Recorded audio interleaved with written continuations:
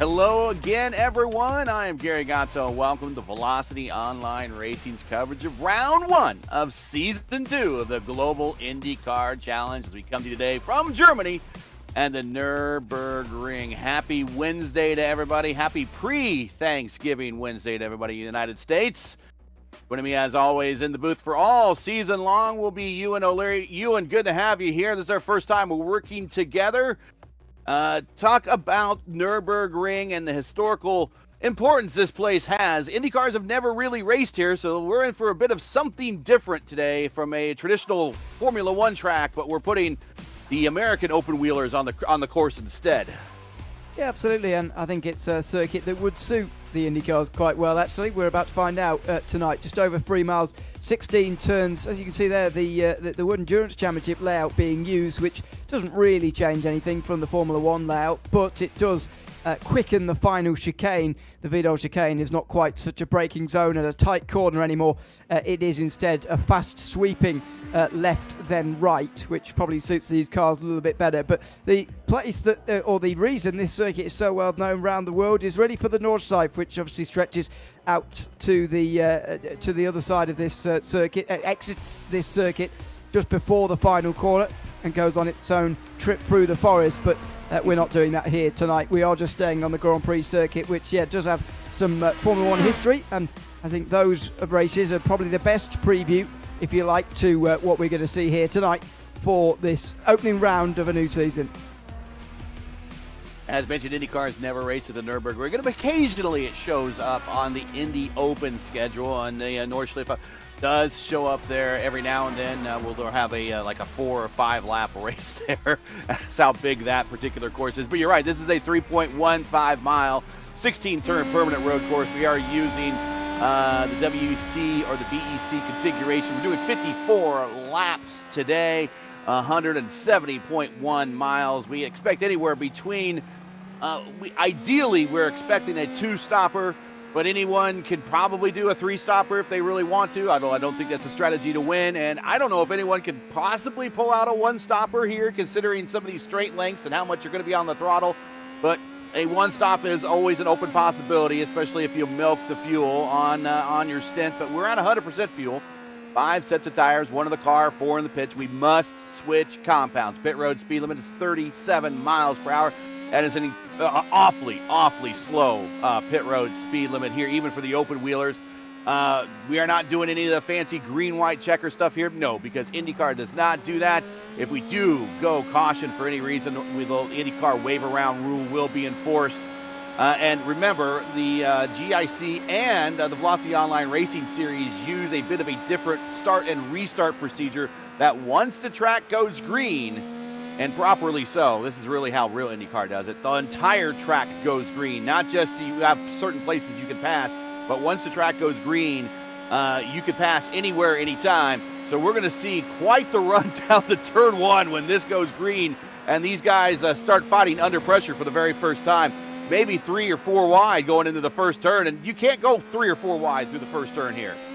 Yeah, well, not when you actually get down there to the business end of it, because it is so tight. You are likely to make contact with somebody on the way, and the problem is it's so wide on the front straight here, and then it sort of funnels in to the rest of the circuit, which does prove to be an issue on lap number 1. But I just want to circle back to the strategy you were talking about there. Obviously, the tyre compounds, as ever, are going to be interesting in themselves, but just want to bring up the stint lengths that we were told to expect here tonight at just approximately 18 laps. Now, yes, that does mean it's, and there you can see it there, 2 pit stops, yes, but if you do 54 divided by 18, and you might need a calculator, I did, then you get to 3 exactly. There doesn't give you any laps wiggle room there at all.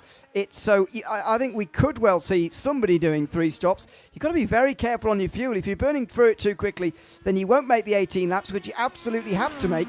Otherwise, you're not going to make 54 laps in just 2 stops.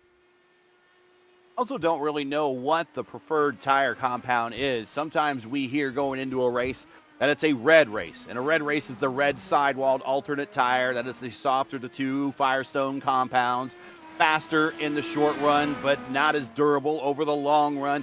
And then the black sidewalled tires, which are the standard tires, the harder compound tires, not as fast in the beginning, but more consistent over a long run. We have not heard if this is a black or a red race yet.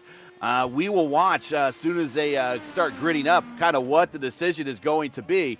But right now we haven't heard that. But yeah, if it is not a red race, then they're going to have to run those red tires the same number of laps that they expect out of the prime tire. And that might show we might have some late race dramatics here if that's the case, with people on red tires that are using that red in the last stint, and it just simply is not able to last up to that 18-lap period you're talking about. Yeah, I think the problem could be, though, for those who are looking to come from behind late on, is the difficulty of overtaking we're likely to see here tonight.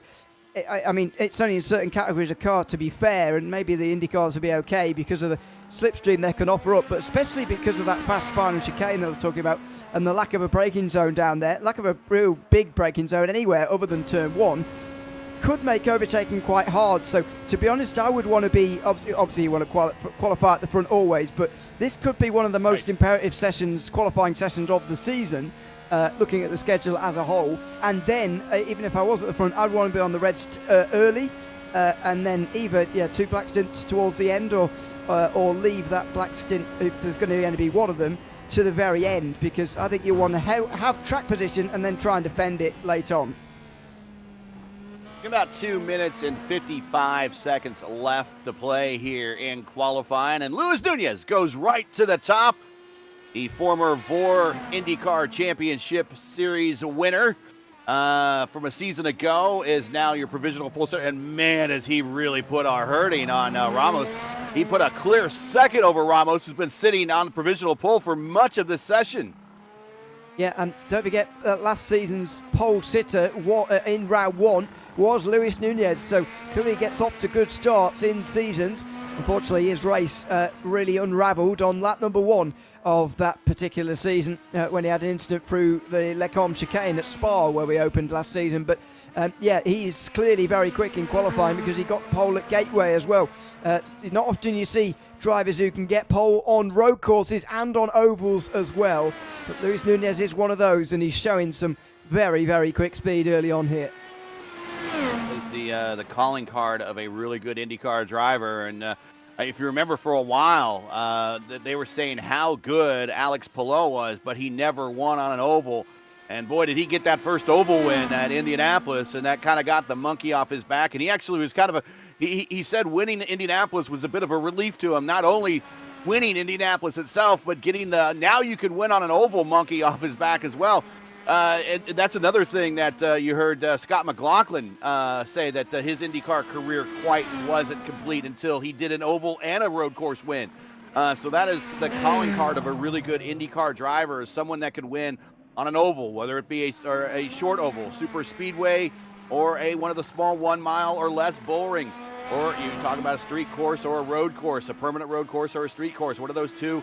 Those are two different styles of racing for road racers that they always want to check every box for IndyCar racing to kind of prove that they earn the right to do IndyCar racing, because that's kind of what IndyCar is known for, is racing on. You throw any circuit down at a foot of an IndyCar and an IndyCar driver, we could take it on just about, with the exception of doing dirt and hill climbs anymore. We don't do that anymore. But 40 seconds left to play. It is Nunez. Roden Eftink now up to P2 provisionally. Ramos back to third. Lal and Salvazzi, your top five. Yeah, and we'll see whether there are any late times to come in here. Chris Rise took towards the line. Yeah, I think he was in YouTube chat earlier saying he was looking forward to being a back marker, so I'm not particularly sure he's going to be up towards the front with this lap time, and I can't see him in the top 18 at the moment.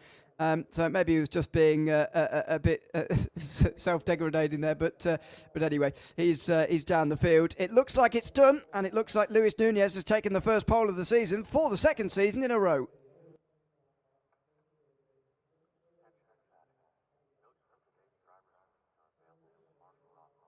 All right, well, let's get into the starting grid here at the Nürburgring, as we are going to where we are. We're going to start on the back stretch here, so we got a little time, but we'll go ahead and get it read in here, as we have 29 cars are going to grid up. That is a very good showing here for a Wednesday. Most everyone here is going to be at least from Europe or maybe outside of the United States. I know we're going to have some North Americans in here, and of course this is coming up on a holiday in North America, so kind of a bit of an early weekend for us as well. But Luis Nunez is going to start on the pole with a 1:33.1. Right next to him is Roden Eftink. He is doing a 1:33.9. Big discrepancy between those two. So that's just going to tell you how much pace at least Luis Nunez has over the short run. Can he handle that over the long run? Then we got Ramos and Lau in row two. Salvazzi and the host with the most, Julien Altena, the defending series winner, the man that gets to wear the #1 badge this season. He's in row three. Then his teammate O'Sullivan and Gardner in row four. Mixer in Orman in row five. Going back to the next set of rows here, we got Fiolis and Saranzo in row six. Draculettes, and hopefully I'm saying that right. If not, let me know in Discord and chat. Best thing to do is send me a voice memo with how to say your last name correctly, and I will make sure it gets said that way going forward. And Vogelzang in row 7. Heisman and Pim Van Gastel in row 8. Coolers and Yakshi in row 9. And Hatsuma and Charpentier, I'm hoping I'm saying that again right, in row 10. That is your first 20 on the grid. Then we got Vince and Carroll in row 11. Langbin and Christensen with 44 Nation in row 12. Stock and Sasek in row 13. And row 14, we got Dory and Rice. Rice was talking about how he was looking forward to being a back marker. Well, he got his wish. And we have Steicher in row 15, or Steinecker. Again, let me know if I'm saying that wrong. Back in row 15 with a very casual approach to qualifying with a 152.5. But, you know, sometimes you don't really have to be fast to get off to a good start on road course races, Ewan. Sometimes it's just getting through the first couple of laps of chaos, and all of a sudden you find yourself 10 spots better than where you were a lap ago. Yeah, especially if you're starting here outside the top 10, you can definitely take that approach, definitely should take that approach, I would say, through turn 1 at this venue. But everybody's going to be very excited. There's been a nervous anticipation almost for these drivers now for a little while to get this series underway. So diving in towards turn 1, it's going to be difficult for everybody to keep their head.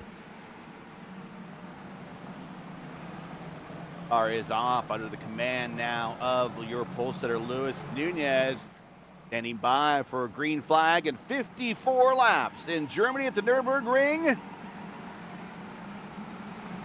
Waiting. Very long straight here. Green flag is out, and here we fan out, and there's that big fan out we're talking about as passing immediately can commence.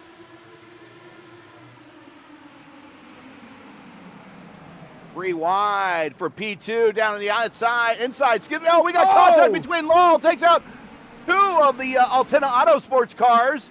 I think Liam might have made it through barely. Though Vazzi in P3 and Micah Mixer P4, and Julien Altena survives some early incidents between two of his cars, I believe, up front, and he is now working his way up to fourth now around Micah Mixer.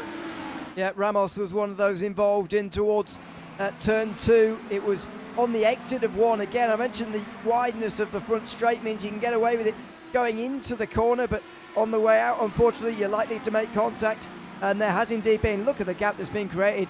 Luis Nunez not having the same trouble that he had at the start of the season last season, where he got the pole position and then immediately spun around after contact on lap number 1. That's not happened this time round. In fact, he's nearly 2 seconds out clear already. And everybody on the red tire. First car not on the red tire is Chris Rice. And we were talking about him right at the start, already up 6 spots because of the first turn chaos. Yeah, exactly. If you just avoid turn 1 chaos, then you're going to make up places naturally, and that's exactly what some of those in the back end of the field have been able to do. We'll see if we can see who exactly is all involved across the piece. Definitely saw Lowell in trouble as well. Ifting seems to be quite a long way off the back of the field. And obviously Ramos, who I've already mentioned, that's a big dive, meantime, in towards from Silvassi on O'Sullivan into turn 1, but it didn't quite work out. Oh, like a mixer almost ended up needing the attenuator there of Patrick Silvassi. But Luis Nunez, you mentioned it, already out to a 2.3, now 2.4 second lead over Liam O'Sullivan. And then we're watching this battle a little bit further on back for the bottom step of the podium is Altena, Silvassi, Mixer, Orman, Saranzo, and Heisman all together in a train as they are now cruising into turn 8. This is starting to be a big train, really, and again, you've got to make up the places early on while you still can. That's what Altena did as Silvassi attacked Sullivan in towards turn number 1. He lost momentum as he didn't make the move, and Altena went straight through. This, meantime, is down the inside from Saranzo and Jesper Orman, and that is straight through into 6th position. Orman doing a pretty good job, not known, and he'll hate me for this, not known for necessarily being a road racer. He definitely loves his ovals, but his roadcraft is getting much better. In fact, the whole road racing squad, their roadcraft is getting much better. So in front of Dan Heisman, and I think he snapped off his front wing, but he is forgiven. Yeah, has he gotten away with that in reality, though? The visuals might be fine, but we'll see whether in reality he's gotten away with it when he starts getting into some high-speed turns again. Oh, that was another dive from Saranzo. That's 2 places in a matter of half a lap here, and Mixer is trying to win that place back again. Right behind Orman there is Pim Van Gastel, the plain black rapper, running him down. But Luis Nunez now out to now over a 3-second lead out at the front of this pack. He's going to continue to go out for Nunez if this race continues on as it is. And I mean, Sullivan's on his own. This is a straight fight effectively between Nunez and Sullivan, and one that Luis Nunez is winning comprehensively. We'll take a look back here at the race start here, coming down to the quarter, and you kind of see it inside with Ramos bouncing off the curbs, and that kind of scoots him out. FT goes wide, and he thought he was clear of all that, and he would think going out that wide he was, but he still got clipped. I don't think I can't really decide who's really should be pointed at for fault there, to be honest. It's very difficult to know. This is afterwards. That's Eftink spinning into the one. I think tries to drive it back, and there are some rules actually in this series about driving your car back under severely damaged conditions being outlawed, but that's when you come out the pit lane normally. We'll see whether I mean, Eftink, to be fair, is giving more than enough room. It's unlucky, really, more than anything. I don't even think he knew that was coming. No. I mean, you saw him going through the corner. He was given a wide berth. He knew that there was a lot going on to his inside. He's like, I'm going to give a little extra room. He gave all the room in the world there, and it still found a way to spin him out. And Anaman Lau was also taken out in this. So a really sort of prominent driver from last season, Lau, especially towards the second half. Got a second place at Montreal, which was the last road course race of the season, and had a decent couple of oval finishes as well. Unfortunately, this is not going to be one of them. Again, more drivers caught up in here who weren't necessarily involved with the cause of the incident, but that doesn't matter. That's all part of the lap one business that goes on there. Lap one business indeed. Law even had a win at in the Poor IndyCar Championship season. So in the higher ranks, he's got a win there as well. So he's definitely proved his worth at all levels here between GICN, the Velocity Online Racing IndyCar Championship. But meanwhile, it is our top five right now. It is Nunez, O'Sullivan, Altena, Salvazzi, and now Soranzo has moved up to P5. And a bit of a battle between Heisman and Mixer now as they are heading into 14, 15, and 16 and getting ready to complete yet another lap here at the Nürburgring. It's starting to section off into little battles now, but Heisman certainly looks quicker than Mixer in that sixth position. And he's right in the slipstream, doesn't even need any push to pass. Going to look down the inside normally and not quite make the move. And Gardner, meantime, catches up in behind. So, and these trains are starting to form, although in the top 10, there are some gaps that are emerging between these top contenders. And the last time I saw an IndyCar driver with the last name Gardner, there was actually, you go back to the 96 Indy 500, back when they were qualifying, kind of that odd year for the Indy Racing League, there was a driver named Racing Gardner. Yes, that is right. Racing Gardner was his name. And that's what I'm reminded here when I see Gavin's name here. Another Gardner on the grid here for an IndyCar race. And can he be as racing was? Well, he's doing a lot better than racing did in IndyCar. Currently right now, Gavin is up into the 8th spot. Jesper Orman 9th. And Charles Draculettes, again, he's a Frenchman, so I'm not saying that probably with the right to French influence. But Charles is up to P10. He is up 3 spots to start this race.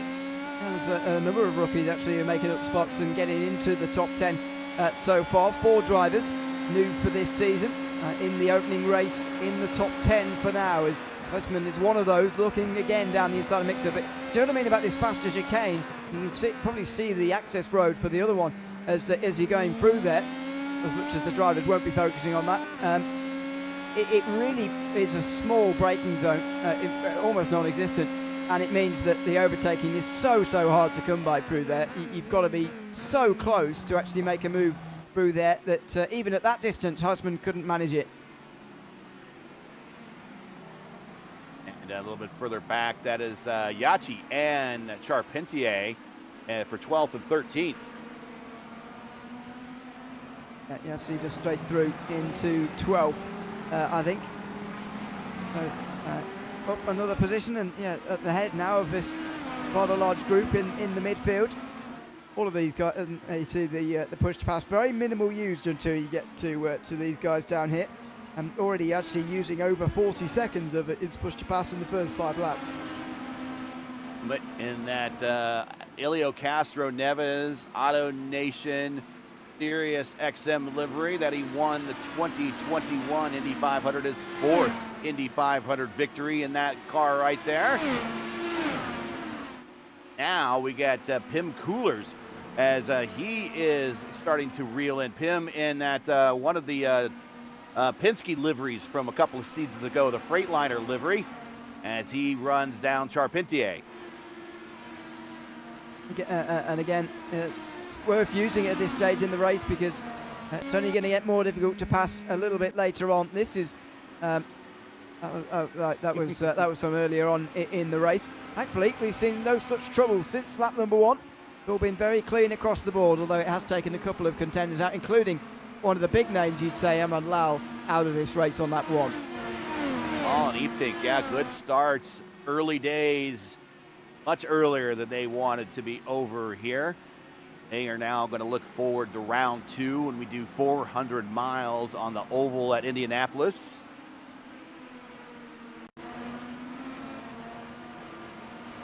Checking out a possible incident with Jesper Orman.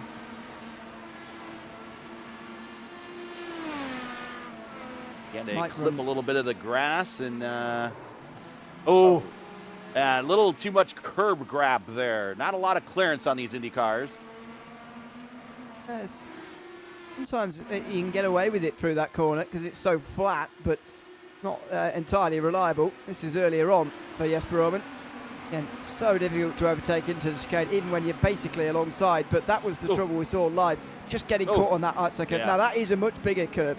Saw the one through the left-hander earlier at turn, turn 11. That's quite a flat curve that you can actually get away with, but the one before the final turn is not. See him missing it now, but he's on the outside one anyway. The outside one before the final turn is absolutely not something you should be going on really, and braking at the same time. As I say, very low ground clearance and very easy to do what Jesper Orman did. 10 laps away from first stops occurring here, as Jesper continues to grab a little bit extra curb on some of these turns and causing his car to twitch. I mean, we are talking inches off the ground at best that these cars, and these cars, yes, they have suspension, they have shocks and dampers, but they're not meant for ride comfort and driver comfort. They are meant for performance and maximizing the downforce and the way that the air travels around and in through these cars. And so right now he has a very twitchy car that's not agreeing with him. It's sometimes the what you can create, unfortunately. The conditions may be a little bit different to what you're expecting as well, then it can be very, very difficult indeed to deal with what's going on. So it's all a challenge, all part of the challenge for these cars, especially. Try and make them go as quick as possible, but obviously got to make it controllable over the course of 54 laps, which is not a short sprint race by any means. It's an open setup race too, so each one of these setups a little bit different than everyone else. Just changing a little bit about these machines to just suit yourself a little bit. I mean, some people prefer it, or well, maybe not prefer, but deal better with a twitchy car than others. I mean, some people can't deal with it at all, and I would certainly put myself in that category. But if it's faster, then some people will do it, and some people will cope with it. If you're looking for good setups, definitely want to check out P1 Docks. That's the sponsor of Luis Nunez, who undoubtedly has one of their in-house Nürburgring setups underneath his car right now. And he is out to a 5.7 second lead over second place right now and continues to pull away. I think it shows what he could have done last season had he gotten off to a decent start in one of these races. Clearly very quick in qualifying. 2 poles in the first 2 rounds last season, but nothing to show for it as far as the race result was concerned. Not even a top 10 or something. Just a complete disaster on those races he qualified on pole, and he's showing us what he can do with a bit of clear air out front. That's why these starts are always so important in these races. Season 13 champion of the Velocity Online Racing IndyCar Championship. Season 14 just completed. Al Clinworth became the champion there. Let's check this replay coming up of Eli Sasek. Down in towards turn 3. Turning and braking at the same time. If you miss the apex like that and you're trying to bring it back to the apex again, then you can forget about it. That car's always going to turn around.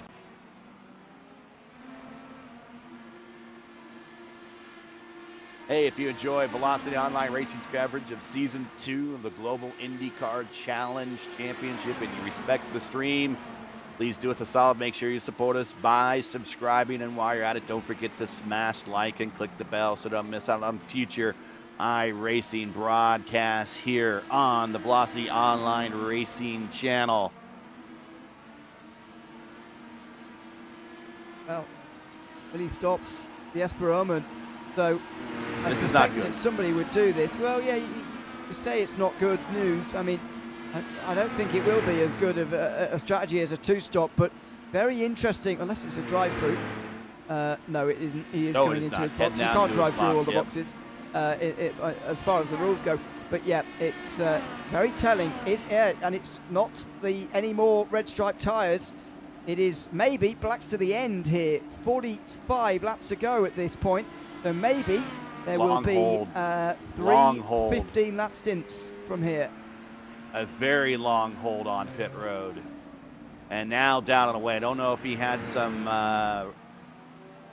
damage that was being addressed on the car at the time as well, but 22.4 seconds in the box and is gone from the red sidewall tires to the black prime sidewall tires. And that makes me think now that this possibly is not what we consider a red race. Oh, we got two side by side here. Brave and punchy down the inside from Dan Heisman. Gardner and Micah Mixer in this picture. He's been trying for laps now as Dan Heisman to try and get through on Mixer, finding it very, very difficult. And so, well, I'll try in an unorthodox place. And here it was. He got a very good exit out of the Dunlop hairpin down the bottom of the circuit over the Schumacher exit. He has looked down the inside here, and he just puts off Mixer. He tries to, as he gets back onto the racing line here, Mixer. Heisman sends it down the inside, and it doesn't quite work because Mixer gets on the push to pass, which maybe Dan Heisman should have done. And it's a push to defend in that case. You can use push to pass, use it to pass, or use it to defend. And you mentioned Schumacher. That has been the news of the week in IndyCar. Michael Schumacher's son, Mick, is going to be on Rahal Letterman Lanigan Racing for 2026. I don't know what people in Europe kind of think about that. I'm not sure kind of what they thought about his Formula One success or lack thereof it, but someone that enjoys seeing a lot more eyeballs coming to IndyCar racing, Mick Schumacher is going to bring a ton of eyeballs to IndyCar racing. Yeah, you'd imagine so. And great that it's continuing its European sort of field as well, or a more European field, considering it's a series that doesn't really go to, well, it doesn't go to Europe anymore, sadly. I think sadly, but I live here, so what else am I going to think? It's still nice to keep that, and yeah, unfortunately didn't have such success in Formula One in his time, but nevertheless will be good. And you know, some people just don't go well in Formula One, and then they go well in other categories. It's entirely possible he will do that. Coming to the pits. Yeah, you're right, and I know some people in Formula One kind of Formula One fans. I don't want to say people in Formula One, but Formula One fans kind of call IndyCar racing where the F1 refugees go, but I don't know. I think it's good racers are going to be good racers no matter what you drive. I think Nigel Mansell kind of showed that. I think Jacques Villeneuve also kind of showed that. Juan Pablo Montoya kind of showed that a little bit as well. So I think that you just need a good opportunity and good equipment. And unfortunately, I hate calling IndyCar a spec series, but IndyCar is a bit more of a spec series than Formula One is.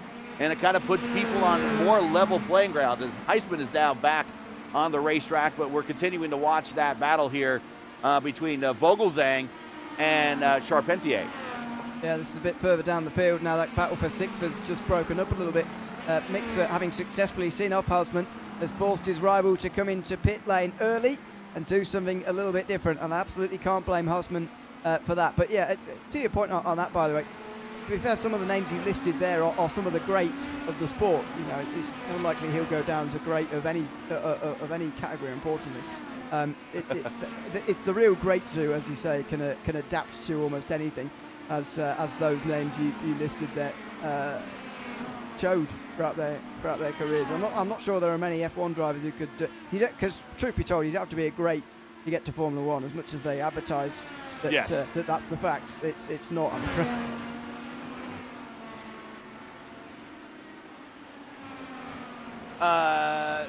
We were asked by off the broadcast. You can't hear the General Howie's asking if I remember Zanardi in F1. I remember when Zanardi went back to F1. He didn't quite have the success he had in IndyCar when he. But his first big send by Vogelzang, and he clears him. But he had to really send that in the one and out breakup. But I know Zanardi was in Formula One before he came to IndyCar, and he was just kind of a mid-pack guy. But I think he really kind of hit on lightning in a bottle in that momentary success when he went to Chip Ganassi Racing. When Chip Ganassi hit on what at that time was the combo to have for a car, a Renard chassis, Firestone tires, Honda engine. I must admit, I don't remember him at IndyCar. I was too young to be following IndyCar at the Showing time, my age. So I don't remember him in IndyCar, but I do remember him in Formula One, and wasn't exactly a front runner at the time. So there we go. Yeah, I mean, while I don't remember that, I am aware that Lance Stroll's been frauding a career for 10 years in Formula One. So that's all the proof that I know. I need to see. And Zanardi, one of those big what-if questions right along with Greg Moore. Both of those drivers, well known in the history of IndyCar racing, much beloved drivers, champions, race winners, but never won, or never, not just won, but never participated in Indy 500.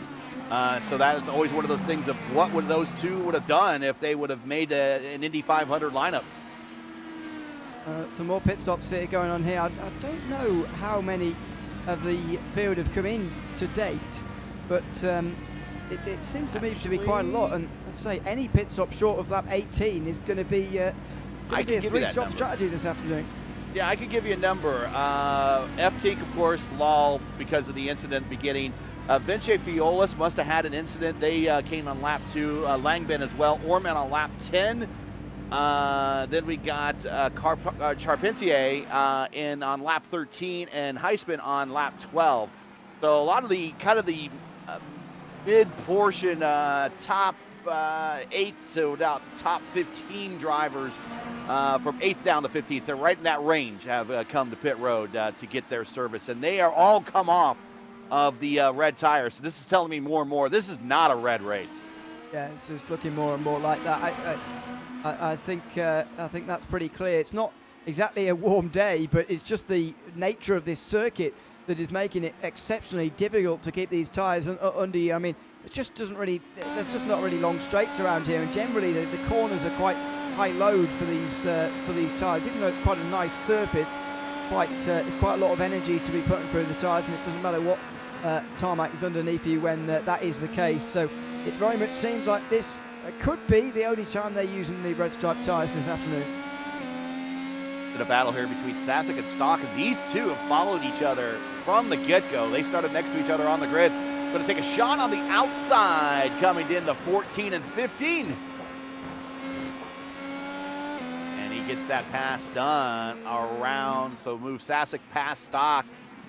Sasek now up 9 spots into 17th. Stock back to 18th, up 7 spots from where he started. Biggest gainer on the racetrack right now is Jamie Dory, up 12 spots, and John Christensen and 44 Nation up 10 spots to currently 14th. And some big movers up through the field, but see, it looks a little bit false sometimes that that's going on because of the pit stops that we've already seen. Those are sort of free positions. Don't really count, but there we go. It's the easiest passes made are when the car's on pit road. It's obviously a strange time in the race, but it will figure itself out later, obviously, when everybody comes in, and that can only be a few laps away now, just 3 away from 1/3 distance already, and indeed the all-important lap 18, which as we were hearing earlier, could be a slight struggle to make if you're not particularly careful with your fuel. Luis Nunez has now experienced some lap traffic. Has gotten around Fiolas and Andreas Vince. He is now 16 laps into this stint. And we think lap 18, as mentioned, is where he would come to pit road. We'll continue to see. Now, maybe he wants to go longer than 18, considering that he is still pulling away. He has an 8.7 second lead over Liam O'Sullivan. If he does have a little extra, what he's essentially doing is going to be making that final stint just a little bit shorter for him. But we'll see if where he makes that move and turn down pit road. But we do see Micah Mixer, Pim Van Gastel, Humet also on pit road, as well as some of the mid-packers still are now lining back up to get their service handled on pit road. It's becoming more and more frequent. You can see some of those primary runners moving up the field more and more now, and that red striped run we're seeing all the way down that field, and that tower on the left hand side is going to slowly be completely replaced, I would imagine, based on the race that we're seeing so far. This is a bit further down for Sasek, getting straight past Carroll. That looked like a driver coming out on cold tyres to me. Maybe I'm wrong, but loads of drivers coming through. Mixer as well, and the stock is in there as well. Mixer is on his out lap, so that would explain while he's kind of tiptoeing up the speed right now, and he's racing other drivers that have been out there late into their run, and they have very warm and well sticky tires at this point. We will see probably next time if Luis Nunez comes to pit road. Lorenzo coming to pit road out of 6th position. So not able, again, another driver not able to make it to lap 18, still 2 laps short. If you're going to be short, then you might as well come in, not on 17, and open yourself up and go a little bit earlier than that even. Now, as this race becomes more and more clear, I really don't mind the strategy of coming in after just 9 laps, to be honest. If the red stripe tyres were really that bad and you're stuck in traffic, then why not get out of traffic and do the final part of this race on 3 15-lap stints? Undercut. Let's see if that will pay off. I am watching right now the leader, Luis Nunez, but on pit road, more drivers continuing to make their first round of pit stops. They come down to their box, a very painfully slow pit road speed limit here, up on the pneumatic jacks. They're going to a full set of 4 new Firestone tires with the black sidewall rims. That's the harder of the 2 compounds, and then down and away. That is Carroll. See what happened on this entry. We're told it's a bit of a crazy entry. Not the first part, clearly. See what happens on the second. Slowing down in time for the line. Locks it all up and just about gets it down to pit speed, which, as you mentioned before, is pretty slow. There's not a lot of passing opportunities on this racetrack. You kind of talked about it. What you saw him do as he hustled it on his in-lap right to the last possible second and slowed his car down in the most aggressive way possible. And why not? I mean, you're not going to use those tires anymore. You're going to get it right off them. So he did a pretty good job at approaching those pit road speed limit cones right to the last second, maximizing his time on pit road. 5th and 6th coming to pit road right now. This is Gardner and Charles Draculettes. So it's only 4 able to go all the way. Certainly of those top contenders, a big gap back to Vogelsang, who's in 5th at the moment, but not many able to go all the way here to 18 laps, which is very damaging. Look at this train of cars coming out just in amongst them as well, by the way. Gardner just in front of them, but he has to get up to speed very quickly. Dory, Soranzo, Mixer right behind him. They have just completed their stop, so their temperatures are up. on their tires, while as right now Gardner trying to hold them off with the colder tires, but he will be up to temp here in the next couple of corners.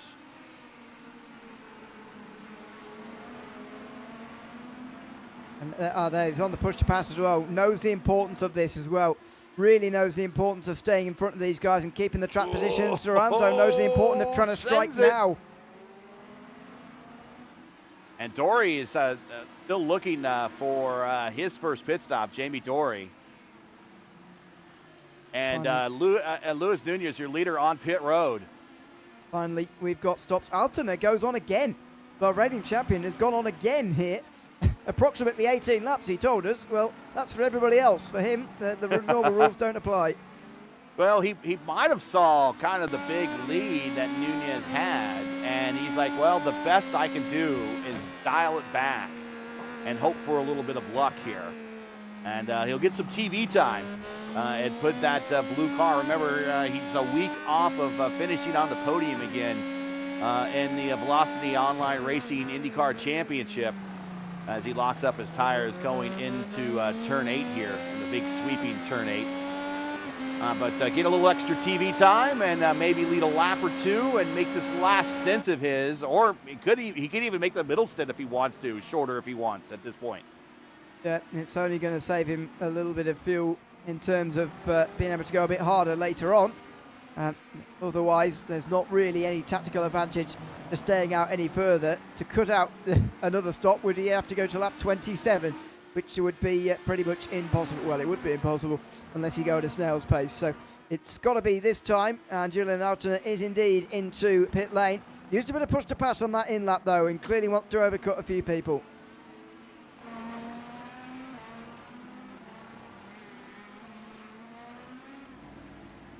We'll check the push-to-pass situation here momentarily, as you see on the tree, Vogelzang on the button and Yachi also on the button. Julien gets to those, Julien, hundreds of starts in these cars, getting right to those cones right at the last minute, but he will come to pit road. Here is a battle between Vogelzang and Yachi. So Vogelzang was one of those who ran quite long initially. Now served that pit stop and therefore dropped through the field as well. But as you can see with those push-to-pass seconds, really not being used across the board too much just yet. We're about a third of the way through the race, and a third of the way through your push-to-pass will be about 133 seconds left, something like that. Not many are even going anywhere near that. A few people have gone below it. In fact, Jesper Ohrmann is already at 1:20, which is quite low, and he's on it again here, trying to catch up to these two. Let's see Nunez with only 1 second of push-to-pass use, and you're asking, like, was that accidental? Or where did he use that 1 second? It doesn't seem like it would help much, does it? No. Oh, dear, look at that. Oh, what a crossover. Well, very aggressive there, but it cost him in that next turn there. Very nearly crashed trying to do that crossover there. He's just on such a sharp angle, trying to step on the gas at the same time, that nearly went into a spin, but thankfully didn't. Vogelzang gets the place though. He is with 199 seconds. O'Sullivan 200, Julien 183, Gavazzi 180, Gardner 175. That is your top 5 on the push-to-pass usage. Remember, anytime they use the button, adds a momentary boost, allows them to go just a little bit faster. But all the while, going faster, they use more fuel. So you've got to be easy on the button if you are on a fuel strategy. Yeah, exactly. And that maybe explains why. It doesn't fully explain why Altena has been able to go so much further, because Nunez and O'Sullivan, for example, haven't used very much push-to-pass at all there. But last couple of nights, we did just see Mixer going off the road there slightly through turn 11. And this is a replay of the pass that Vogelzang was able to make in the end. You're actually fully on the defensive here on a very wide pit straight, where you could probably fit 4 IndyCars wide, although we rarely do.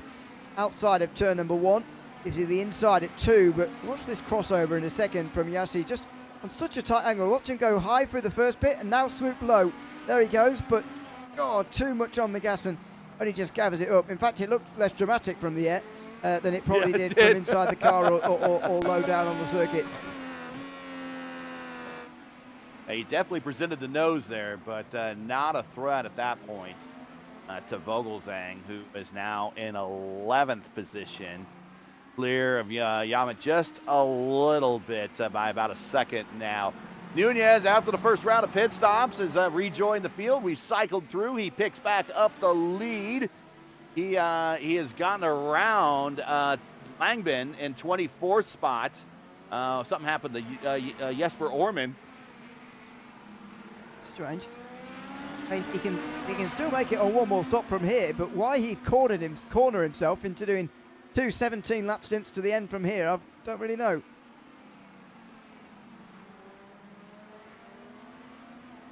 Luis Nunez, your leader, by 9 seconds over Liam O'Sullivan. Sullivan hangs on to that second spot. He has about a 4-second or so cushion over his team made in T-Motor, about a 3-second cushion. Julien Altena in third, Silvazzi in fourth, Gardner in fifth. Closest battle on the racetrack. One of them is this battle for 8th spot between Heisman and Draculettes. And then now we're also watching, there it is, there's that battle. And we also had Hatsuma, Christensen, and Dory, and Keeler's all pretty close proximity on the racetrack as well. Yeah, Nunez is now up to a 10-second gap. Just pulling away and making this thing look easy. It's a very big gap out front now for Nunez. Again, this is what happens when you get on out front and in the clear air, away from everybody else. Suddenly the race really opens up for you. And to remind you, last season he also got the pole position for race number 1, but he only led on the way towards Les Combes on the first lap at Spa, which isn't very long in that race at all. Unfortunately, before he spun, and then obviously when you get in the midfield, you can get involved in all kinds of stuff. And he had another couple of incidents after that, and the second of which took him out of that race completely. But when you get out front and you are uninterrupted by others, you can gain a very, very big gap over the rest of the field. This battle with Christensen. Oh, big twitch right in front of him. That's going to give him a shot. Fortunately, he's not going to have the preferred position as that's a Keeler's pushes him all the way to the edge there. Wasn't giving him a lot of room.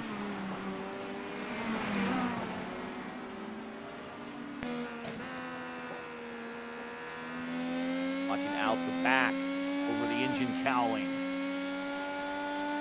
Over him there. You see all the downforce elements on the rear wing here. He's got to try and find a way through somehow, Christensen, here at this stage in the run, because he's on the red stripe tyres, and he gets stuck here, then they'll sort of go to waste, really. And this is why everybody used the red stripe tyres, in my opinion, in the first part of this race. He's on the push to pass now, and he's going for it in towards turn number 1. He has to. Set it on, and this misidentified as Pim. It's Heitzema. He gets the spot here. He's got to go, though. He's got to go. He's decided to stay on the red tires. He's doing something that no one else is doing. And you got to take your hat off to the guy. He's doing something else that no one else is doing. It might not be the call, but if you do the same thing that everyone else is doing, you're not ever really going to make any progress if you click on the something that you found that no one else has discovered. He's trying to gamble here. It might not pay off for him, though. No, this is true. I mean, especially if you're further down the field, as you say, you might as well, because your race result isn't going to be particularly great anyway if you languish at the back for too long. But it is, clear that there are very clear reasons, I think, why people have generally gone for the strategy of using the red stripe tyres early on and then the primaries a little bit later on.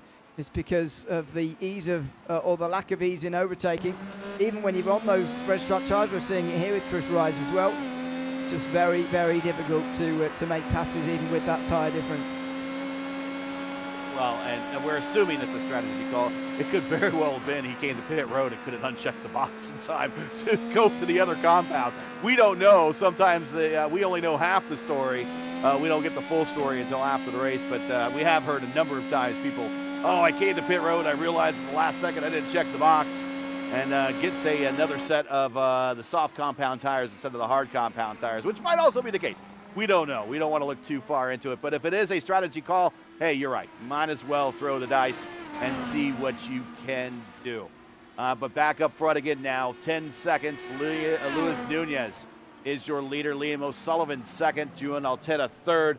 Nothing happening up there. Salvazzi fourth. Gardner fifth. All the top five is kind of stabilized at the moment. Now we're kind of watching a battle here with Sasic again as he is between Dory. There's a big wreck there. Who's crashed? It looked to me like the exit of the Schumacher S, and I'm wrong. It's out of turn 12. Gil Langbent, not completely alone. No, this is fine. So maybe final chicane, actually. Even higher speed corners here. The highest, in fact, on the racetrack. Some nasty curves through here as well if you're not careful. There you go. And it's not the curves in the end. It's a snap of oversteer and a bit of an incline on the way to the wall. I think he grabbed a little bit of extra curbing more than he wanted to on that first turn of the chicane, and that threw his timing off. Maybe the first bit. I think he just maybe loses not. it. I don't think he just loses it normally, but it's hard to tell. The difference between absolutely nailing that chicane there and clipping the curb and having a bad accident is a very small difference. But you are right. You said that chicane is just a flick of the wrist, and you watched him move right through there. That's not much slowing down to get through that chicane. Oh, big slide by Dory. That's the way Dory has a set of very angry Firestones at the moment.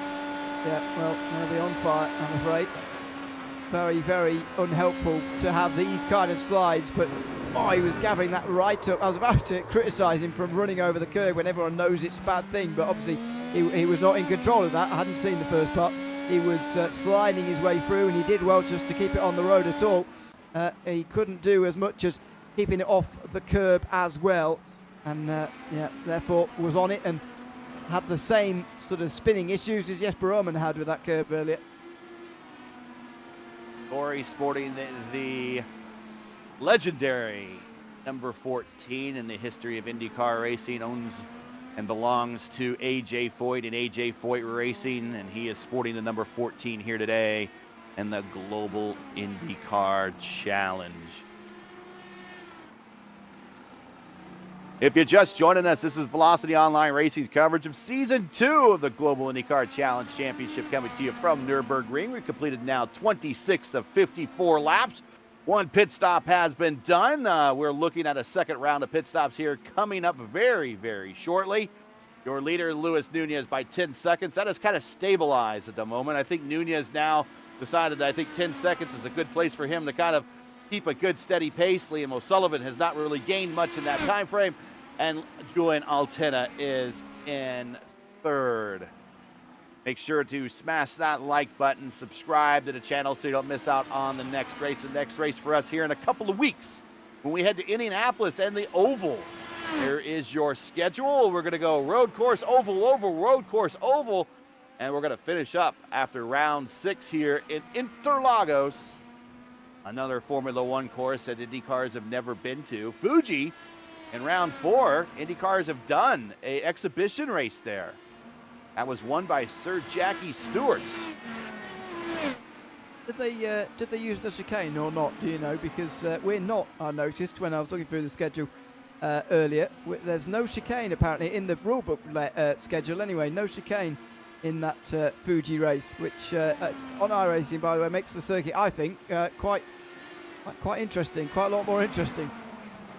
I think when IndyCar went there, they used the very old course. I don't think it's built there anymore.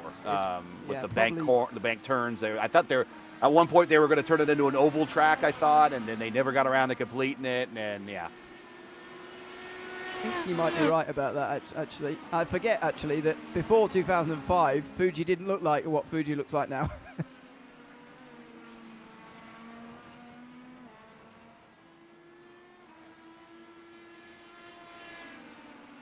And normally, if IndyCar goes to a track, I know it, and I retain that information somewhere. That's where I haven't retained it. Normally, at this point in the race, if you've ever heard me do a race, I'll tell you track records, all-time winners here, and all that. They've never been here before. I agree with you, though. I would like to see IndyCar come back to Europe at some point. When IndyCar has visited Europe, it has been places like before they went to Brands Hatch, before they went to Silverstone one time. They've been to Zolder. They've been to Gotcha Jesper Orman now to the inside of Carroll. Jesper spamming the push to pass button, apparently. We'll check out that number here real quick. Oh, yes. 44 seconds. He's treating this race like Mario Kart. Hey, but you know what? You can't take him to the next race with you. Smoke him if you got him. Well, it's true, yeah. And if you need to make up positions early on, then why not use them? You know, the only problem becomes that I've been speaking all day about how difficult this circuit is to overtake. It becomes a whole lot less difficult if you've got push to pass and the driver in front of you doesn't, which is a situation Jesper Orman might find himself in quite soon. Using more fuel, the more he uses that button. And remember, he stopped. And he is on 10 laps into this next stint of his. So he's actually stopped for his second stop. I think we saw that. So he might just be on a 3-stop strategy where I'm just going to push every single lap and not really worry about any fuel constraints. It might not be the best way to make up spots on the racetrack, but it might be the most fun. It's Vogel's. No, that is Dory. Injured on the race course right now. Missing a left front wing plane. See what happens in a moment, but very obvious signs of damage that are going to have to now be repaired. And again, in the pit window for those doing a 3-stop race, so that's not the end of the world, but this damage is really not ideal. That's just going to be a 5-second penalty, basically. They slap on a new nose and a new nose. Oh, yeah, grabbing too much curb. And it's a glancing blow to the inside wall, but enough to snap off that wing. And a black flag on pit entry. So insult to injury as he gets a new wing and then a 40-second hold. But on a new wing repair on these IndyCars, it's just a couple fast screws to the front. They remove those, put on a new wing, snap it on, tighten those screws, and away they go. We do have another car on pit road coming on right now. That is Gavin Gardner. Look at that wheel wiggle at the end there, by the way. Just to say, for goodness sake, have I really done that? Unfortunately, he has. This is Henk-Jan Stenneker through the first chicane, the Mercedes Arena, rather, the first section. And again, I can't remember who it was, but somebody else had a very similar spin to that earlier on in the race at turn 3. Again, if you just miss your turning point there, your apex there, you can't really bring it back, although you will try to, and you'll end up spin doing it.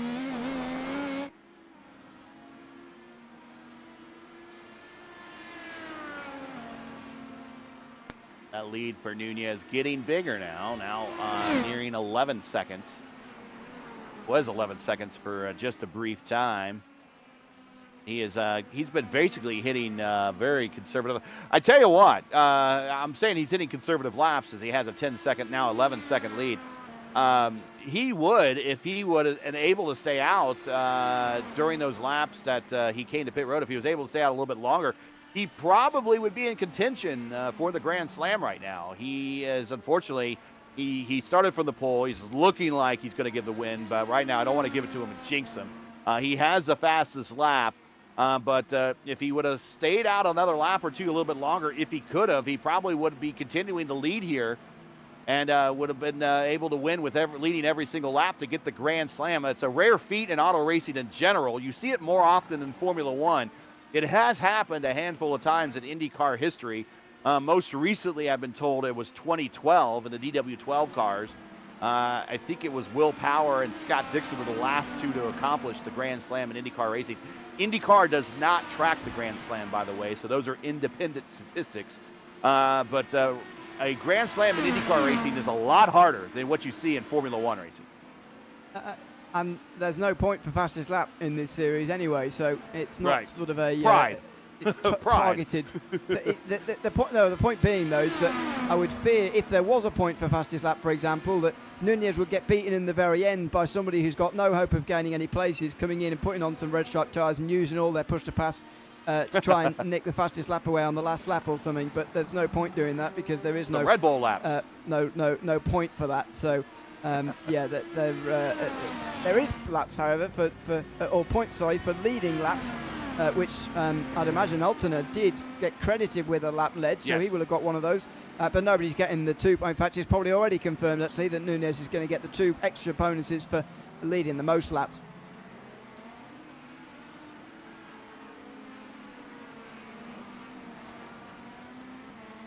And we are about 5 laps away as I watch Nunez with some lap traffic just coming off the pit road. We're about 5 laps away from the next round of pit stops. But this race kind of has been defined by the start of this race. Nunez, it was all in his rearview mirror, but it was all in the lap of Amon Law and Roden Eftink. And Ramos going into turn 1 here as we are going to go streaming wide, 4 wide, 3 wide, 2 rows deep. As Nunez breaks away, and you're going to watch the inside here. Nunez kind of bounce off the corner, slide up the racetrack, and not even netcode, just straight up contact, and sends Eftink around across the nose of Lal. And Lal getting tacked there as well. You can see him on the outside there, but unfortunately, I think Ramos is the one who, now that I've seen it again here, I think Ramos is the one to blame, to be honest.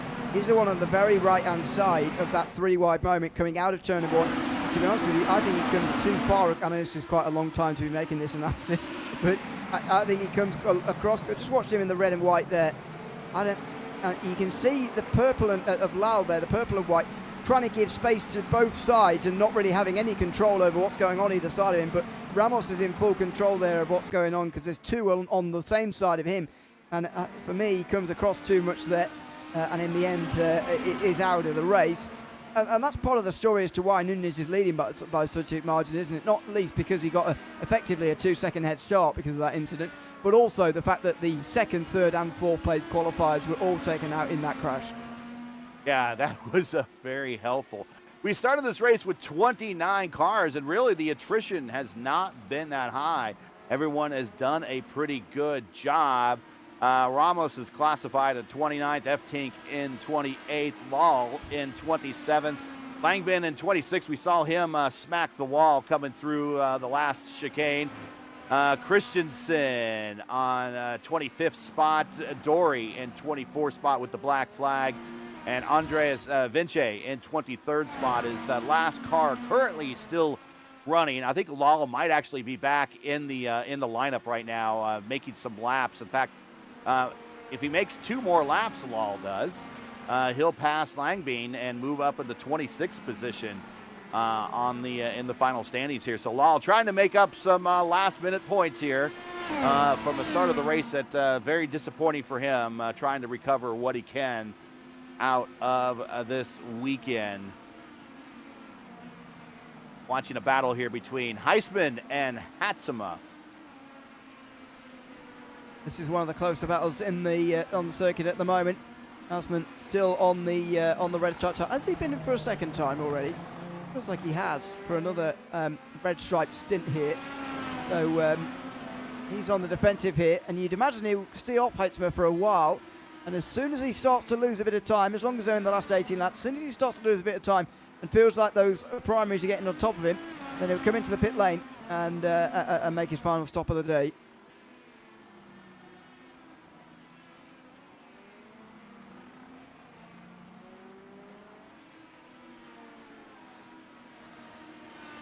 And we missed the Christensen incident, but he is retired 7 laps down, or 7 laps ago. We'll see what happened here with 44 Nation. And Christensen, one of the few America drivers in the lineup today.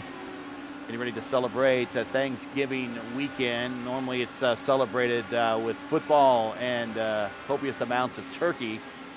He is mixing in a little bit of auto racing today and grabbing a little bit more of that curb than he wanted to. Slides to the inside. Now, tries to rejoin. Does he just give it up in the pit lane, or he actually have accident damage, because is all that's this is happening around the time that Langben retired, had that big crash through the final chicane. There is something else that goes on. Must be a lap or so later into maybe the very same corner. Oh, an earlier slide. Misses the apex altogether. Oh, yeah, and that's like, okay, I'm retired. I got look. It's a holiday weekend for me. I got too much going on. I'm out of here. Yeah, that does look a bit like that, doesn't it? I don't need this. I don't need this. I got family coming over this weekend. I don't need this either. I'm out. On a serious note, do Americans not get tired of eating turkey twice in the space of a month?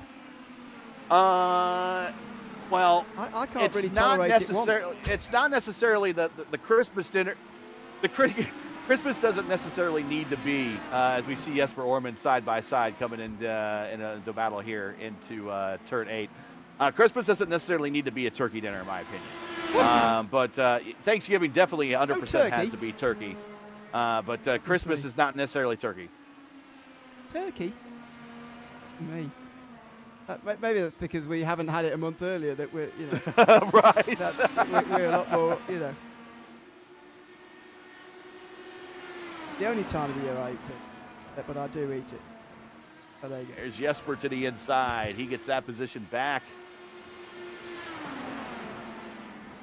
For the red stripe versus primary tyres battle going on there. Quite a lot of those out on the circuit at the moment. You can see those red stripe tyres just creeping up on the tower again after a long period of everybody getting those black stints out of the way. But like you, I was expecting a few more of them for the remainder of the race. A few people have gone back to the red stripes though, which has surprised me. So Gardner, Mixer, Heisman all back on the alternate tire. And I think for Christmas we'll probably have like prime rib or something. We'll do something a little bit different. Get some red meat in there. But some people do turkey, and maybe it's a good opportunity that if you want to have like a baked turkey for Thanksgiving and like a fried turkey for yes, because we do fry turkeys here in America. To nobody's shock, really. That should shock nobody. we will fry a Twinkie and sell it at the state fair. So that didn't shock anybody. But maybe a chance to try a different style of turkey for the second meal. I'm not sure go down very well at a British Christmas A fried dinner. turkey? Dude, you gotta try it. You gotta try it. You gotta try. I've had it. Yeah, it's more American gluttony, but man, it's really good American gluttony. It doesn't sound good, I must admit. But there you go.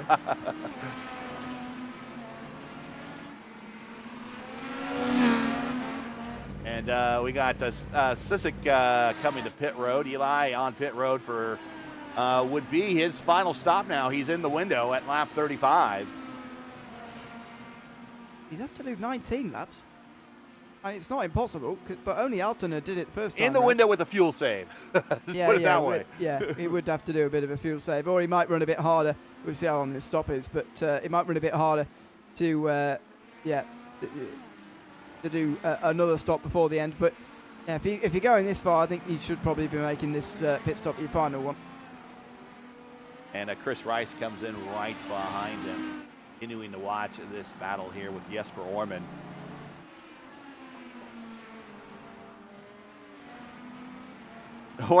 Orman is basically Winchester on push to pass. He is down to about 6 seconds left, but Orman is the last car, or first car 1 lap down.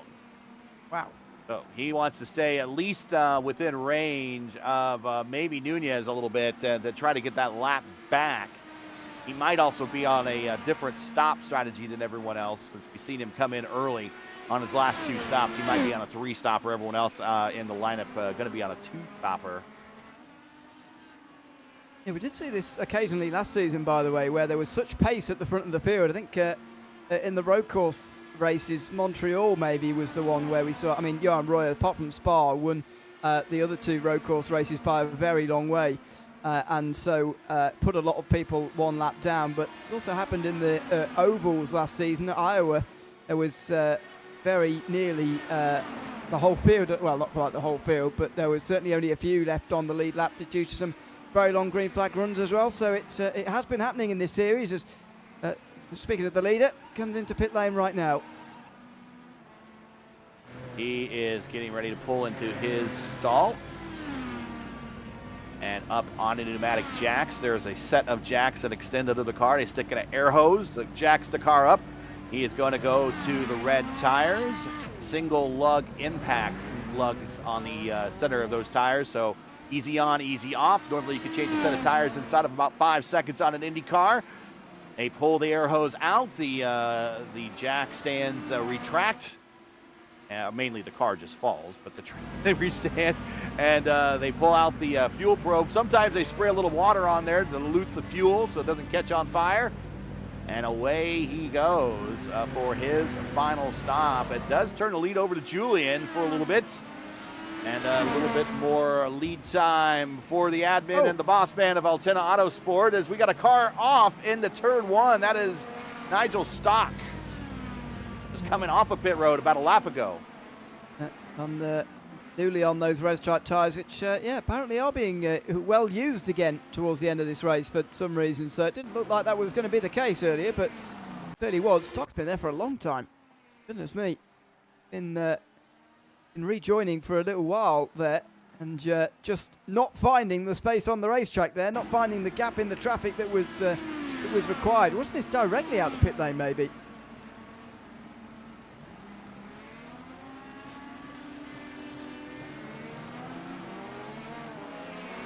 Now able to, oh yeah. Car didn't want to turn. Well, he did brake quite, he was asking quite a lot of it, to be fair. He broke quite late, but yeah, spun. I mean, you got to remember, it's such a tight corner when you exit the pit lane like that. Yeah, Got to be so careful. Kind of like the pit exit a little bit at Long Beach. It just dumps you out. Altena on pit road with his QR code.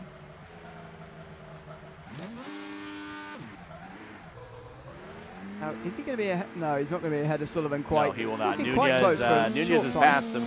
O'Sullivan has just passed him as well.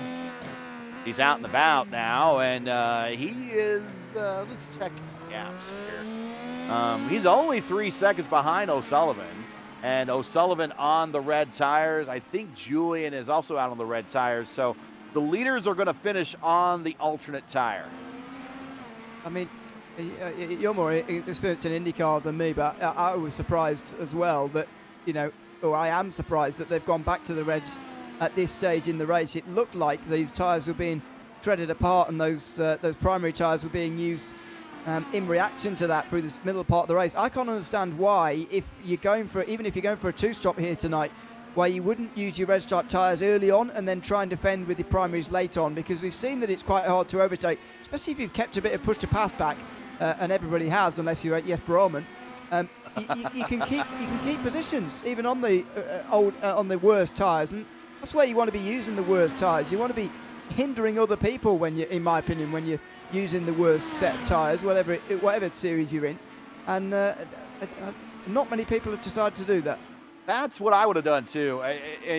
Normally when it's the opposite tire race. So I said earlier it's a red race, right? So people start on reds and then immediately get off them. That tells me it's not a red race. But now people are getting back on them. That tells me, well, okay, maybe it is a red race then. Yeah. But most of the time, you're right. It would be you get off the red, and then you would go the alternate tire, primary if it's a like a 3 stints race, two stops, 3 stints. And I thought that would be the case, but we've seen people jump off the primary and go, jump off the alternate and go right back to the alternate for their final stint. So a little confusing out there, but it's not the way normally that I would think of how IndyCar pit stops are done. But again, this is a European-based league, so kind of a different school of thinking out here. And, maybe that they thought that the Reds were the better way to go.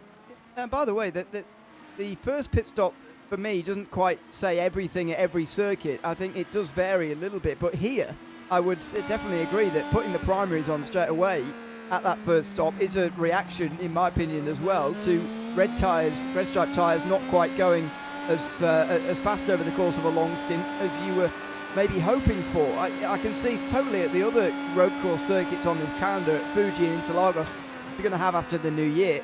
I can see a much more reasonable justification for putting on the primaries for the second stint there, or maybe even starting on them. Obviously, you've got to qualify on them then as well, which makes it a bit less enticing. But certainly in the second stint, putting them on, because you know that you're going to be able to, at those circuits, there's a massive front straight at both those venues, you can take those positions back again easier. But around here, you don't have that, and you don't get the overtaking chances. Now, not really mattered in the end, because at the moment it looks like the top 10 eventually are going to have done the same strategy pretty much in this race. Certainly the top 3 or 4 or 5 are. But it's puzzling at this venue with such difficulty in overtaking that they would choose to do that. Ooh, Gavin Gardner bouncing over the curbs. So proper snap that was. From Onboard here, it's almost like he sort of guessed he was going to have a bit of opposite lock, a slide that needed saving. That was. Oh, there it is. Yeah, a little twitch right at braking. Just found grip and squirted off in the other direction. It's slightly unusual, but we've seen so far tonight. Turn 11 is a pretty difficult corner. For a sort of medium speed, have to ride the curves, which I'm not always a fan of this car. So it is a difficult left-hander.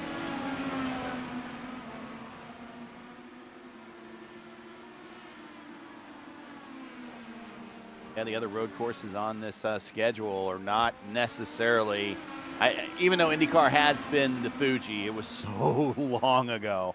I don't really even consider Fuji an IndyCar track, although there's a history there. As we're watching Heisman get under, that is Gardner there. That's for position. That's 8th and 9th. Yeah, and they're just behind Mixer as well, by the way, for 7th. So Houseman's going to be sick of Mixer, because they've been together pretty much the whole race, and Houseman's not been able to find his way through the whole race, which Purple is pretty frustrating. Purple lap, Julien, a 1:35.3. Trying to catch up to O'Sullivan by emptying out his push to pass at the moment, and it is working as well. clearly with those lap times. And the gap is down. It was 3 seconds. It's now under 3. About if you average that out from 5.15 to 3.09, it's about a second and 300ths gained each time. Not bad. And if he continues on that way, then he'll be there in a couple of laps' time, putting pressure on O'Sullivan for second. To say that the other road courses that are on the schedule, it's tough to kind of. You really need to practice on them and see how the curbs will impact the car. I don't think the curbs at Fuji are going to impact the car as much as maybe you will see it in Interlagos. But when we get to the ovals, which will be a little bit more kind of traditional, certainly Indianapolis, and I think Phoenix is the other one. That's certainly a very traditional IndyCar track. There is an IndyCar history at Charlotte. We'll talk about that when we get there.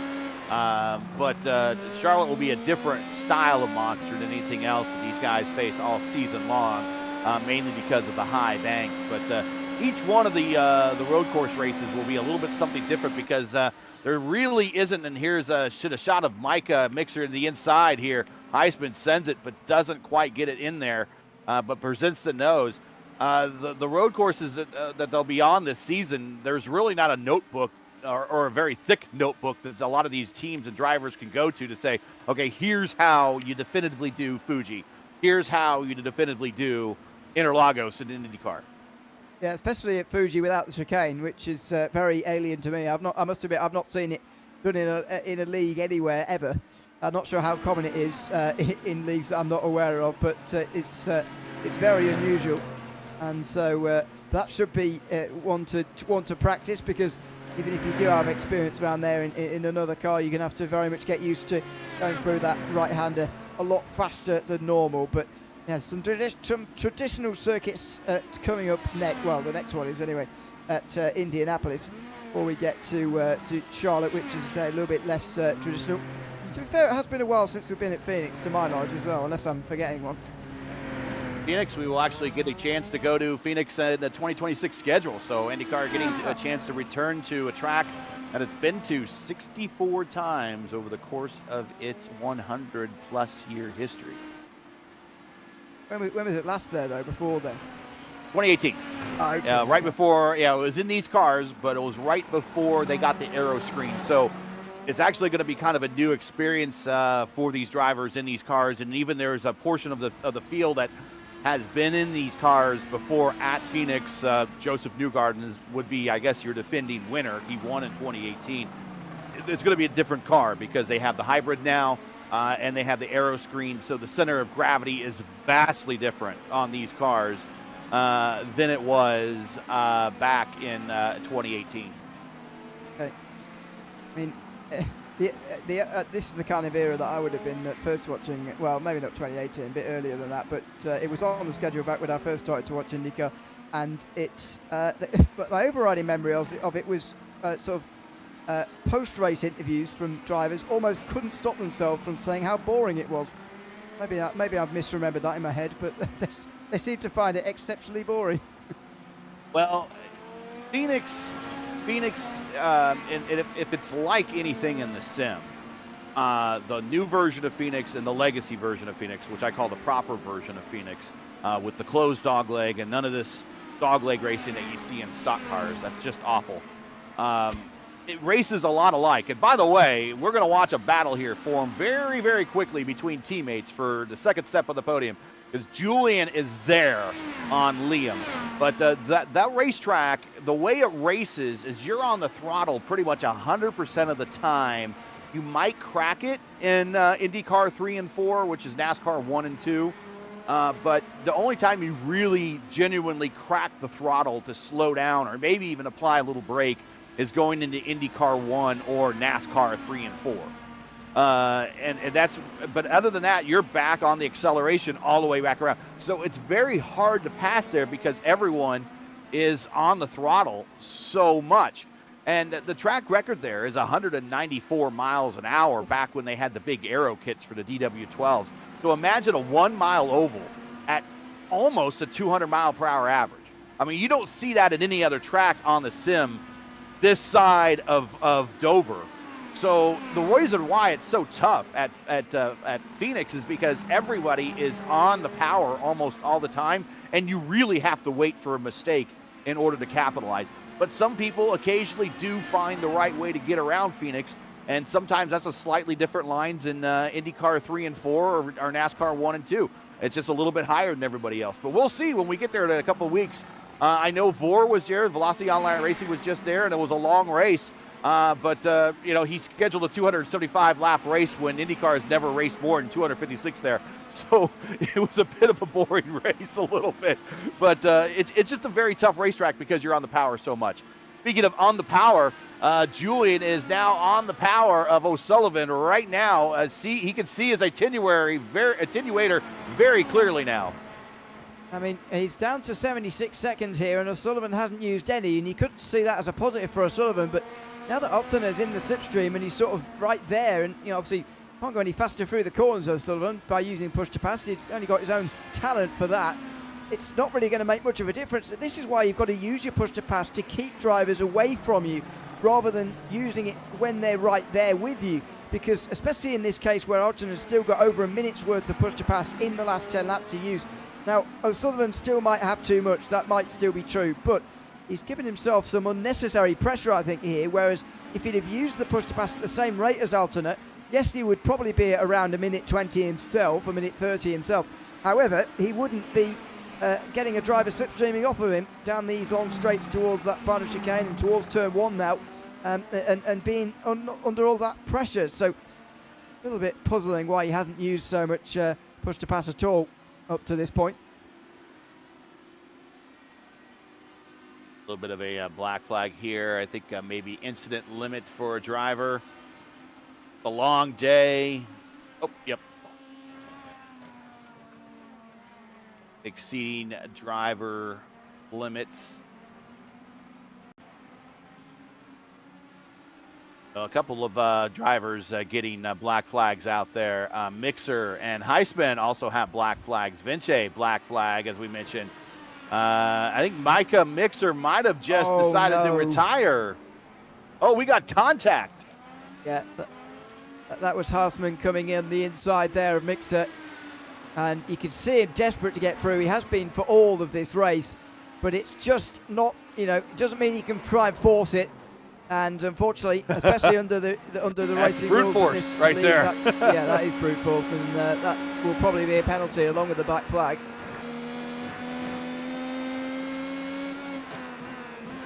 It's a long way back he's run from there, isn't it? A long, long way back. And just seeing the opportunities to pass getting fewer and fewer now with 9 laps to go. And Julien within the draft envelope, and right now O'Sullivan is trying to fight lap traffic himself. But you talked about the draft of these cars. The draft extends about 1.5 seconds back in the sim. In real racing, if you race at Indianapolis, I think they give about 8 seconds to clear the draft period in front of a car. But generally, the rule of thumb, if you can see a car in front of you, you can use the draft. I'm not a driver. I don't know how that would impact you on a road course, but I could definitely see how 1.5 seconds draft envelope will be very helpful on a road course. And keep in mind, these are using the high downforce road course downforce packages, so they're punching a huge hole in the air. And if Julien can get in that draft envelope, which he is on the cusp of right now at 1.3 back, he could pull himself a little bit closer to Liam and attack here in the closing laps. Again, now that Liam's got that a little bit of a distance to Altena here, he's got to try and use his push to pass to stay away, but there's definitely a lap car in between them here. And the blue flag rules in this series mean that you do have to get out of the way, and there you go. In the road courses, that is. In oval racing, you can play it a little bit more casually, but finally, Altena through. You just wonder how much that has been helping O'Sullivan there, having that lap car between them. I reckon it probably has been a little bit, and that now is gone. Altena might be able to get a bit closer.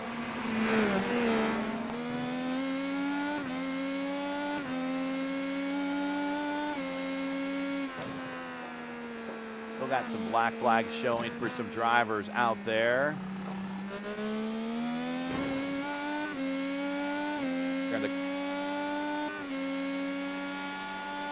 So we're talking about Heisman has not answered the black flag yet. Has 5 laps to answer the black flag. So we will see if Heisman comes to pit road here very shortly to answer the, yes, he is doing that right now. And he's so close to the end of this race, really, if the black flag and Micah Mixer coming to pit road with him. But if it was a little bit closer into that 5-lap window before the end of the race, he wouldn't have to answer the black flag. I think it'll give you a time penalty, though, but you don't have to answer it. But we're going to see what happens if it's just going to be a drive-through, and I think it might be a drive-through with the way that he's just not going to go down to his box. And it's going to have a Micah Mixer right behind him. Okay. Mixer's a long way back. I don't see him in the top 18 there. So yeah, Micah's in in 23rd position. Yeah. 2 laps down. Yeah, so a lap down on Heisman as well. But Heisman's behind Heitzmer, which could get him back into the top 10 again. I mean, it's going to be difficult, and obviously he's going to be a little bit scarred, Heisman, by that incident he's just had, I'd imagine. But he'll be trying to get back into the top 10 for sure. Once again, if you're just joining us, you're watching Velocity Online Racing's coverage of round 1 of 6 of season 2 of the Global IndyCar Challenge Championship, coming to you from Nürburgring, where Luis Nunez has pretty much dominated this day. Outside of a handful of laps he has not led, he has done everything. But take the checkered flag, which we are only 7 laps away from. He currently leads. Make sure to smash that like button, subscribe to the channel so you don't miss out on the next race. The next race for the GIC will be here on Wednesday, December 10th. From the world's greatest race course, Indianapolis Motor Speedway, where the teams of drivers will take on the famed oval for 400 miles. Coverage starts at 3 p.m. Eastern time on the 10th. right here on the Velocity Online Racing channel, so you don't want to miss it for the Indy 400, a more proper Brickyard 400, in my opinion. Nice. Yeah, it should be. I mean, it's 35 laps longer, by the way, than last season's race, which was a 500-kilometre race at 125 laps. So just a little bit longer, and not that far short of from the real thing. So going to be a proper race, that one. Yes, Perelman, though, meantime. Oh, on pit road. Now it's a black flag, and oof.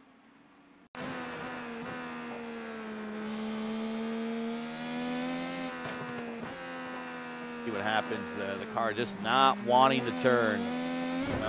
Oh.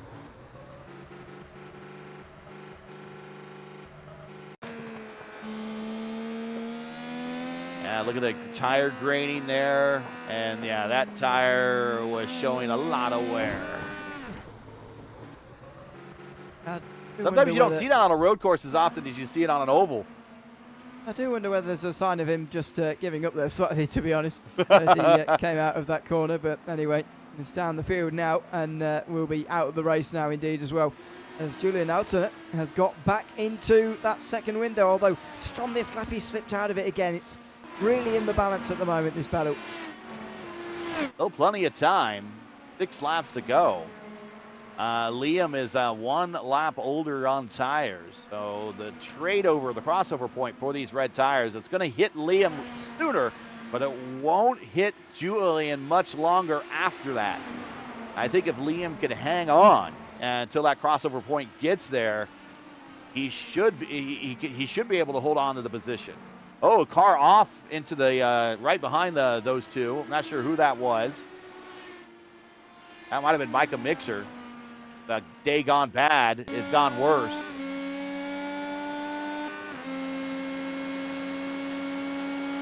See how it happened on replay. Oh, whoa! That's your closing rate of an IndyCar, even on slow motion. Yeah, that was quite a closing rate there. I do think he could have survived that, to be honest. If he didn't need to do that, but obviously it's quite a natural thing to do, a natural reaction to just react to that kind of closing speed. But yeah, we'll maybe look back and think, well, I didn't exactly have to throw myself off into the gravel there to avoid that. Liam O'Sullivan in traffic, lots of traffic. But again, Altena even further back. So again, O'Sullivan has put himself under unnecessary pressure, but to be fair to him, he is responding to it. It's possible that Julien used those tires up a little bit sooner, and Liam just allowed him to get closer, use those tires up, and then once the tires are used up, Liam can kind of pull away, and now he's on the border of he's extended past the draft envelope now. And is looking at putting Julien 2 seconds behind him. So more pit stops required here. And in my opinion, if you're pitting within the final 5 laps here, then you've probably made an error in strategy. A little bit of, not even tyres being taken there. A little bit of fuel. I mean, yeah, you've got to plan better than that, I think, to make sure all your pit stops are covered by tyres. And if you're going to make a 3-stop, there are better ways to split up this race. Oh, Pim pops out right next to O'Sullivan.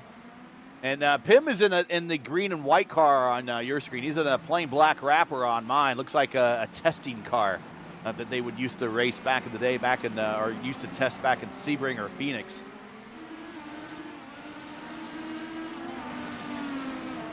One of the only drivers actually still on the primary tyres here, but luckily for him, Heitzmer, who is right behind him, is also one of the only ones. So going to be a fair battle between the two of them, though Van Gestel is pulling out the way, and so is Heitzmer, who didn't try and take advantage there of the fact that he's going to take advantage.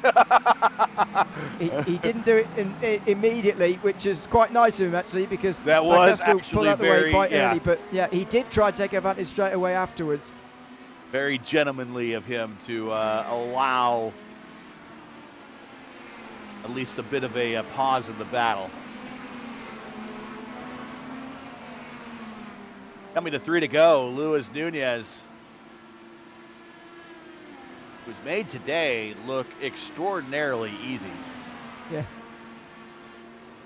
here comes Heitzmer on Van Gestel. They're both on the push to pass, and again on the outside line here in towards the final chicane. Although he'd put Van Gestel off, and Heitzmer's going to get to the inside for the final turn.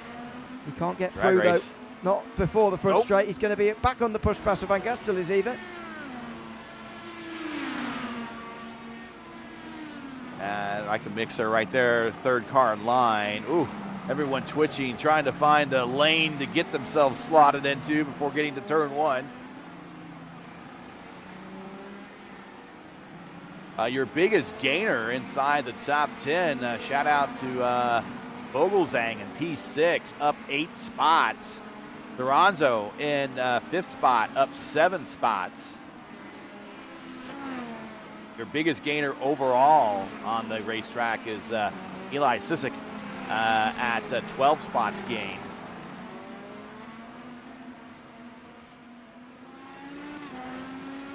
Again, with the black flag right now, he will have to come to pit road here inside of 3 to go here at Nürburgring. Opening round of the Global IndyCar Challenge Championship for Season 2. Right now, your former champion of the Velocity Online Racing IndyCar Series and the IndyCar Championship there is your leader, and he's put a dominant performance on the table and a very short championship schedule of 6 races. Already going to put his stamp down and saying, I am the favorite. And you talked about it, Ewan. He was obviously one of the favorites last season, but just so much bad luck derailed his championship that he might just be in a bit of a championship march to try to show everybody. It's like, last season, don't get used to seasons like that. This is the way it should be. Yeah, absolutely. It's been it's always important the way you set the tone for a championship. Fortunately, last season Luis Nunez set the tone by having an incident on lap number 1 and was out the race by lap 8 of 30 at Spa by the first quarter of the race. But look at that, led 50 laps already. He's going to lead another few before the end, and Altena is going to be the only one with a lap leader, I think, at the end of tonight, which is pretty remarkable in itself. And he's on the push to pass now at the end. I'd imagine if he hasn't already, he would take that fastest lap back again. Really set the tone for what could be a great season. I think what's also been set here actually is a very definitive 2-stop strategy that has worked here tonight. Look at the gap that the top 4 have got to the rest of the field. Duranzo is nearly 40 seconds behind Skirvasi. Now, yes, the top 4 drivers in terms of speed, I think, have, at least of those who've survived the opening lap, have taken on that strategy, and that does skew the results slightly, but it wasn't even close between 2 and 3 stop by the looks of things here today. And I'll give a shout out to Savazzi as Nunez getting ready to take the white flag. Savazzi in 4th spot, he's up 1 from starting in 5th. Normally, he has his racecraft is showing a lot more patience. His racecraft has improved. He's got some wins, whether it be in the lower formulas of Velocity Online Racing. He got a win at the highest in the IndyCar Championship, I believe, at the Indy Road Course. But normally one thing or another kind of knocks him out of a race through bad luck. And today, just a very consistent, very quiet race for Patrick, who looks like he's going to come home with a top 5 to open the season. It's a solid result to start off the season. I mean, I'd be very surprised if anybody's able to keep top 5s throughout the entire season, that's for sure. And of course, you get to drop around from the first 5 anyway. So great to not have to use that straight away. Great to set off on such a great footing. But as I say, Luis Nunez has done that better than anybody here tonight. He has absolutely dominated this race and pretty much led every lap barring the pit strategy, and fully deserves every single point he's going to get for this race this afternoon. Looking for an IndyCar setup for your car, for your IR18, go to P1 Docks, because apparently I would imagine they have something pretty fast for this race course as he goes through the chicane for the last time and the final corner. Getting win number 1 of this season is your Velocity Online Racing Season 14 champion, Luis Nunez, with the win here in Germany. And the purple lap at the end. There you go. So he gets it back. Liam O'Sullivan still needing to hold off Julien, and I think he's going to do it. Julien falling back about 3 seconds abreast behind him, and now he comes across the start-finish line with a bit of the O'Sullivan weave coming to the checkered flag, and Altena fights home in third. A decent start to his championship defence, you'd say, with the third position in the number 1 car.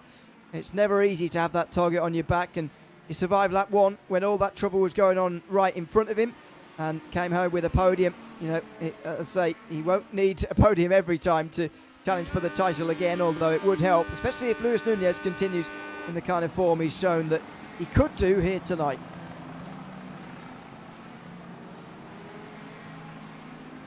Nunez. We still have donuts on Thanksgiving, so there you go, burning them down. But let's get in today's final results.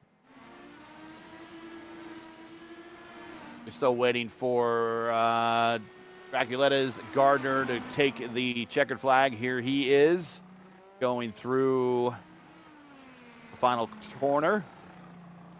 And then we'll get in today's final stats here from Nürburgring.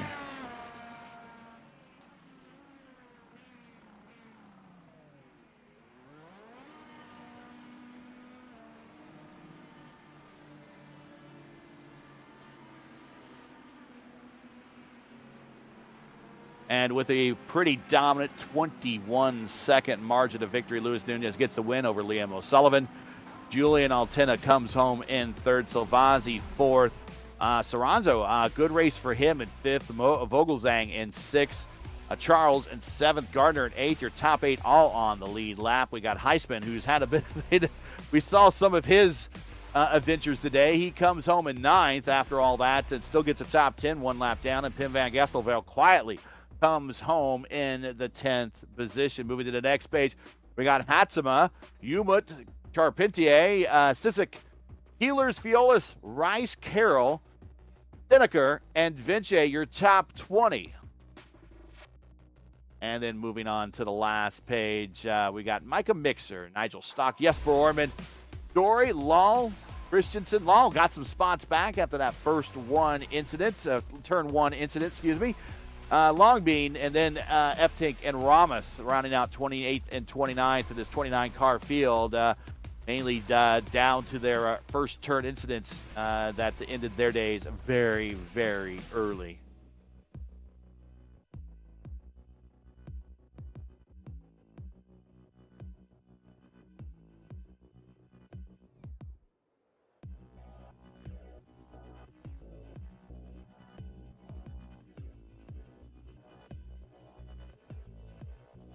As we will wait to see anybody else coming into the interview room. We're waiting for Julien, waiting for Luis Nunez. Right now, only Liam O'Sullivan is here.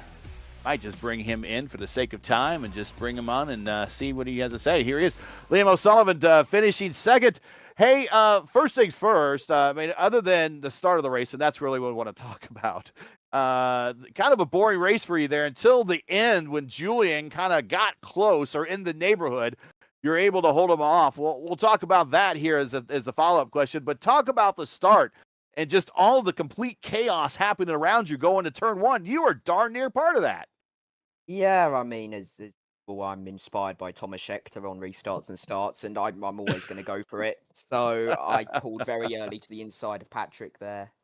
And was trying to even get another one. I don't know who was next ahead of him. But I was up to fourth, I think, before the chaos even started. And then there was a contact on the outside. Someone got spun around. I believe it was either Amman or Rodin. I think it was one was going left, one was going right in front of me. And I clipped my front left wing on one of their rear tyres. I was really lucky to not have a damaged front wing in that. I thought I was going to have to be in at the end of lap 1, but I think iRacing did some magic, and then it left quite an uneventful race at the front, to be honest. I had a bit of a scare with Julien there at the end, but I think when we got into the traffic, that really helped me. He also told me that he was going to go for a 3-stop today, not a 2-stop, and then all of a sudden did a 19-lap stint there, so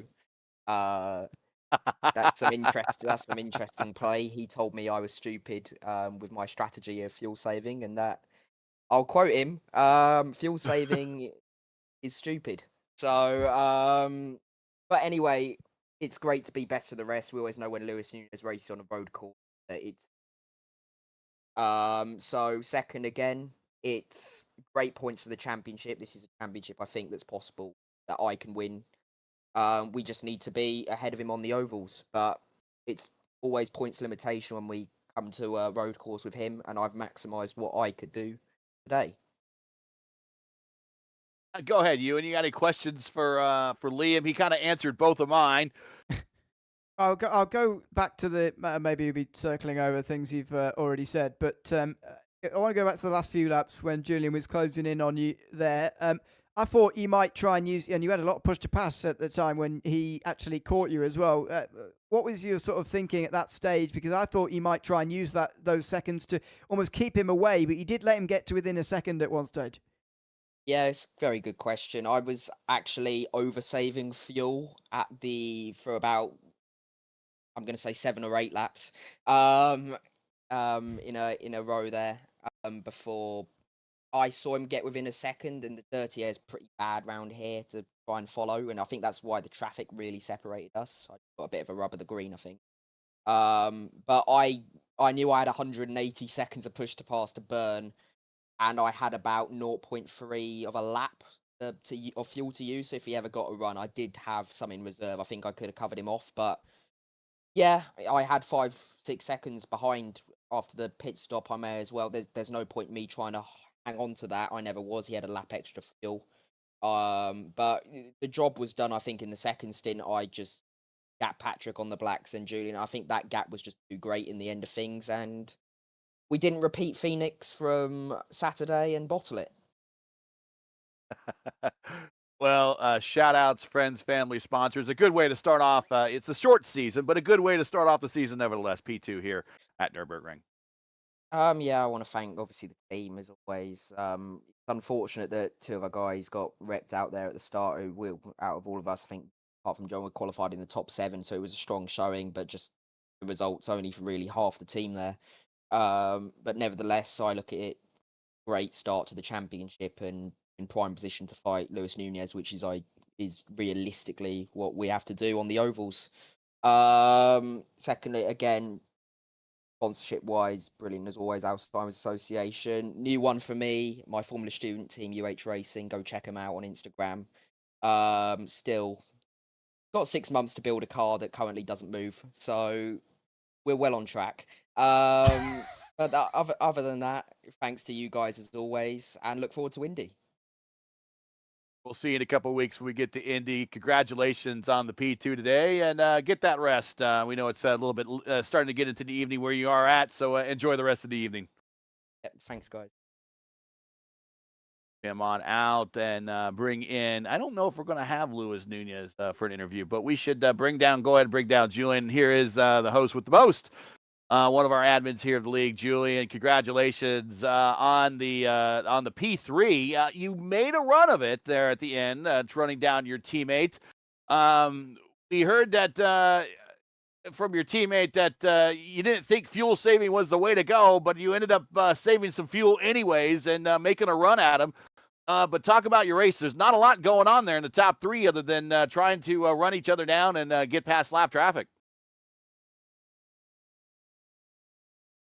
Sorry, yeah, I was on mute. My apologies. Yeah, I was being very conservative on the start, so I was expecting to be further in the mid pack than I actually was, than I actually ended. So that's when I kind of changed my strategy. Yeah. And I was expecting to be at the lower end of the top 10. So that's when I was going to do my aggressive full strategy, but I didn't need to do that. So then I my teammate strategy. But yeah, pretty decent start to the season. Pretty boring for me. Bye. Saving fuel the whole way, trying to get some bonus points for the lap, which was the main goal early on in the race. Because I know bonus points are pretty crucial for these championships, as I found out last season when championship. So yeah, trying to maximize what I can on that part. But yeah, really quiet run for me, to be honest. tried to catch Liam at the end. Came close, but I think Liam also said this in his interview that once you really get behind someone, it's just really difficult to follow. You just start sliding way too much, and once you get the tires in the right window and you catch somebody, you lose it just as quick. And kind of pointless to finish. So the final 5 laps, I basically just backed off and tried to secure the 3rd place, which I knew was going to be difficult in the chicane because it's very easy to kind of die there. So that was my main concern towards the end, because once you start underdriving, you make a lot more mistakes sometimes as well. So trying to stay on top of that was the main objective, and hey, we passed, so that's what matters. Go ahead, Ewan. Yeah, I wanted to ask about your sort of outlook on the season as a whole, really, because after tonight, nothing too much will have been decided. Of course, there's still 5 rounds to go, but how pleased are you with the start of the season, getting a 3rd to begin with, and what do you expect from the rest of the season with finally someone like Luis Nunez, for example, getting a race together and winning the 1st round this time, as opposed to last season where he got pole and then didn't go on to win? How are you sort of seeing this season ahead? Yeah, with this league, it's very interesting because it is in a way a VOR 2.0, but a lot of drivers are road drivers. Getting through the ovals is going to be very important. As Luis found out last season, I hate to say, but yeah, getting those consistent results are going to be important. The new car update is coming though in 3 weeks, so that's basically going to reset the whole thing. I think setups are going to change quite a fair bit. So it's difficult to say where we're going to be. I think Luis with his team is going to have a pretty significant advantage because he simply has, I don't know, 8 or 9 teammates who are doing setup building for shops and whatever with P1 dogs. Not making excuses, just pointing out the facts. Like they have a lot more people behind setups than we do. So I think they'll have an early edge. I'm not sure. I think on consistent results, we might have a good shot just trying to stay consistent. But really getting on top of those setups is going to be very important. So I hope we can manage to do that. It's going to be the first time for me with a proper team behind me that we are in that situation. So from previous experience, I don't really know where we stand when the new build drops. So I guess in the Indy 500 or Indy 400 it is here is going to really tell us where we are as a team as well. So yeah, like I say, consistency and the setups going forward are going to be the most crucial things. Yeah, you talked about bonus points, and you finished. Of course, you won the championship last season, but you had the 2nd most amount of bonus points in the championship. So obviously, you know how important those are. Shout outs, friends, family, sponsors, anyone I want to say hi to before we let you go here to start your weekend a little early if you want. Yeah, I have to thank you guys. I was really excited going into this one for this project that we just launched a few weeks ago with Howie and you guys involved. I really can't wait to watch it back. It looked fantastic when I saw a bit of the intro when I finished my qualifying run. I couldn't resist to check in. So I'm really curious to see how this all looks. But right now it looks fantastic. So expecting the quality to be really high. But yeah, you guys for simply being here and making it as great as it is. Gary, I know you do a good job. You and I've watched some of your stuff. It's pretty cool to see you here. But yeah, I should thank Rodin for doing most of the setup work here. I did make some tweaks to it, but he laid down the fundament to work from. So massive thanks to him and the rest of the team for simply showing up, but also being a bit understanding. I was muted for the whole race on Discord as well. I didn't know till we gridded up. So yeah, I appreciate Liam as well for telling them to simply shut up on the first lap because I couldn't focus anymore. But yeah, no, I'm just kidding. But thanks to the whole team, of course. Can't wait to setups. My girlfriend, she's back home again, unfortunately, but yeah, I see her again this weekend. And yeah, everyone who came out to watch the race today, I'm sure everyone enjoyed it. Maybe not so much at the front, but I think the midfield was exciting. So thank you guys. All right, there he is, finishing 3rd today, the defending series champion, starting off the next campaign on a pretty decent foot, mostly looking up at the top of the standings instead of being buried, and looking like a good start to the season and a very short campaign. Congrats, Julien. We'll catch you the next one. Thank you. I'm just excited for this season because I didn't get taken out in the first one like last time. So we will drop him down into waiting for interview. Hey, you know, it's interesting, Ewan, before we start the outro here, Julien mentioned Rodin did a lot of the pre-race testing here and didn't make it through turn one. So it sounds like he did a lot of the heavy lifting and then was given an early weekend for it. Well, yeah, exactly. It's the way these races go sometimes, isn't it? Especially here that have such a tight turn one and a difficult one as well. But as you can see on this schedule here, all three of the road courses are going to be a little bit like that. Fuji starts with a hairpin as well, almost identical to this one. But Interlagos a little bit different, although that will be tight and difficult as well. In between that, of course, the oval races at Indianapolis, Charlotte and Phoenix as well. So we're looking forward to those, but this is only the first chapter in a long story going all the way to the middle of February. As far as this season is concerned, it's going to be decided in the later rounds. We've seen a good opening round here today. A few of the top contenders taken out on lap number one, but we saw some real early signs of who could be targeting this championship tonight with those good performances up towards the front. Moving to the big oval, Indianapolis. There seems to be a lot of crossover between really good road racers and doing well at Indianapolis. We have seen Luis Nunez do good at Indianapolis before over in the Velocity Online Racing Series. He won one of the Indy 500s there. I don't see any reason why that, because we go to a left turn only track, that things should be any different for Luis Nunez starting here in a couple weeks, should it? Well, I think it's so unpredictable, Indianapolis. I got to say, I must admit, I haven't seen too many road course guys who are, properly good on those road courses. Goes particularly well at Indianapolis before. But who knows? To be honest, it's so unpredictable sometimes. I mean, last season in the opening in the road courses, at Indianapolis, we saw a massive crash on the way towards turn 4 that took out about the back 10 drivers in the race. So if you get caught up in that, then your race is finished before you've even done a lap. So who knows, honestly, what's going to happen in the first oval of the season. And you saw on the screen the schedule. Be sure to, if you want to learn more about the Global IndyCar Series, whether to be a participant or just to learn more about the series in general, make sure to join the Discord and you can learn more there. But that is a schedule, a very short 6-race schedule, and next up is Indianapolis. I think that's going to be it here for tonight. Let's get on out of here, give everyone back their Wednesdays here.